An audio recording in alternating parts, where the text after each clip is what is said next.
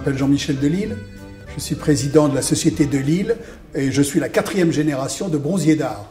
Donc depuis 1895, nous faisons la même chose, ce qui est probablement, on pourra y revenir après, ce qui est probablement l'explication de la durée de cette maison. On est toujours resté dans le très haut de gamme, dans le luminaire d'art qui couvre tous les styles.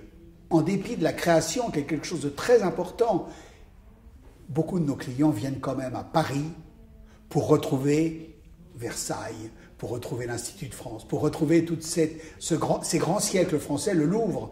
Je veux dire, ne perdons pas de vue notre patrimoine, car nos métiers d'art sont fondés sur ce patrimoine. Alors après, ils peuvent éclore avec de la création, mais gardons la tête froide. Les clients étrangers viennent pour le grand style français.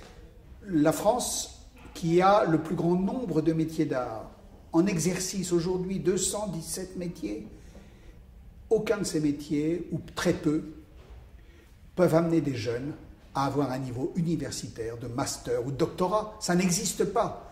Et je pense qu'aujourd'hui, il faut que nous retrouvions, que nous rebâtissions des filières de formation pour que des parents aient le choix pour leurs enfants et que les enfants, les jeunes, aient le choix de faire le métier qu'ils veulent avec la même espérance entre guillemets, d'intelligence universitaire et qu'ils puissent avoir un brevet des métiers d'art aujourd'hui en 2 ans.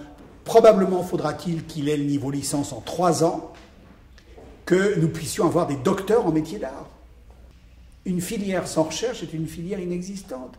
Si nous ne transmettons pas nos savoirs, nos savoir-faire, je pense que nos métiers, tout ce pan original, formidable qu'a la France aujourd'hui, y compris dans l'entretien de son patrimoine, dont elle a besoin elle-même, au moins pour l'entretien de son patrimoine, si nous n'assurons pas une transmission de qualité, nos métiers seront morts dans quelques années. Car la France est condamnée à faire du haut de gamme. Tant mieux, on a les gens intelligents pour le faire. Mais il faut prendre ce virage. On aime le mot atelier, on aime le mot manufacture. J'aime aussi, moi, manufacture, parce que ça dit exactement ce que sont nos métiers d'art. Mais la fabrique, je trouve ça aussi très bien. Ce que je souhaite pour la fabrique, c'est tout simplement que ces professeurs sachent transmettre une passion à leurs élèves et que ces élèves diplômés qui vivent de cette passion qu'ils ont ou découvert à l'école ou qu'ils ont entretenue à l'école, qu'ils ont développée, ils sachent la faire partager à des clients et à des entreprises pour lesquelles ils travailleront ou de l'entreprise qu'ils créeront eux-mêmes.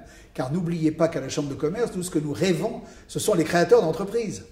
Je trouve que c'est un signe formidable d'avoir rassemblé tout ce qui se faisait autour des métiers d'art et de l'avoir finalement aggloméré, condensé au sein d'une marque, la fabrique. Et je trouve ça très bien pour montrer l'importance de ces métiers pour le développement de Paris et de la région parisienne.